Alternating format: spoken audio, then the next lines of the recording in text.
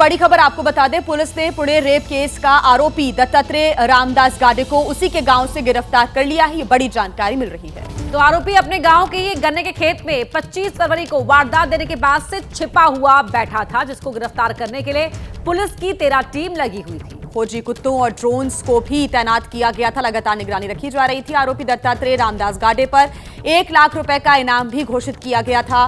Police को आरोपी की लोकेशंस उसके गांव में ही मिल रही थी और उसके बाद पुलिस ने गांव के खेतों में जाकर तलाशी ली, जहां से उसे एक गन्ने के खेत से गिरफ्तार किया गया। आरोप है कि पुणे के स्वार गेट बस स्टैंड पर 26 साल की लड़की से बलात्कार करने के बाद ये फरार हो गया था और अपने ही गांव के गन्ने के खेत में छिपा हुआ था। 13 अलग अलग टीमें बनाई गई थी इसकी तलाश के लिए और इसको इसके गांव से गिरफ्तार कर लिया गया है। तो लगातार पुलिस उसकी लोकेशन तलाश रही थी और उसी के गांव में उसकी लोकेशन मिली, जिसके बाद पुलिस मौके पर पहुंची, गन्ने के खेतों में पहुंची, वहां पर तलाशी ली और उसके बाद ये वहीं गन्ने के खेत में छिपा हुआ मिला। आरोपी की गिरफ्तारी हो गई है।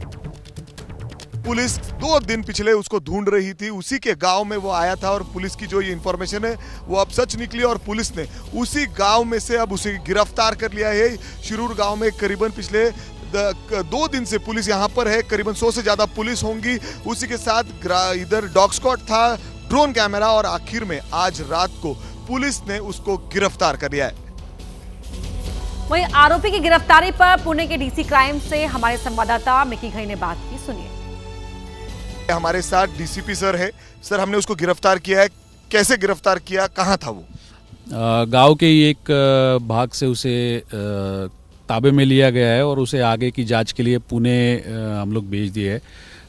वहाँ पर जोन 2 के टीम से क्राइम के पथक यहाँ पर कार्यरत थे, जोन 2 के पथक कार्यरत थे, डॉग स्क्वाड था, बाहर के ड्रोन के टीम्स कार्यरत थे और सबसे महत्वपूर्ण बात मतलब इस गांव के इतने सारे नागरिक जो थे वो इस सारे प्रक्रिया में हमारे साथ जुटे हुए थे। सर, कुछ गांव के लोगों ने आपको इसके बारे में इंफॉर्मेशन दिया था कि वो इसी गांव में अभी घर में पानी पीने के लिए आया था, पानी की बोतल भी उसको दी गई थी। देखिए, ये अभी का सारा जो अपना प्रोसेस था, जितना भी उसकी ढूंढने की जो प्रक्रिया चल रही थी, ये सिर्फ और सिर्फ गांव वालों की मदद के बदौलत चल रहा था और मैं बहुत बहुत उनको शुक्रिया कहना चाहूँगा कि उनके वजह से, एक सजग नागरिक के वजह से आज हम ये सब कर पा रहे हैं। सर, इस गुन्हे में देखा जाए तो बहुत प्रेशर था पुलिस पे। सीएम से लेकर हर एक जन कंटिन्यू फॉलोअप ले रहा था इन चीज़ों का।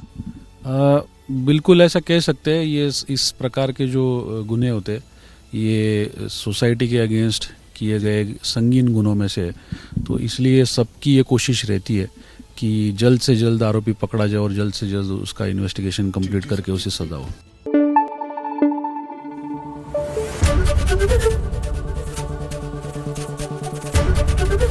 एबीपी न्यूज आपको रखे आगे।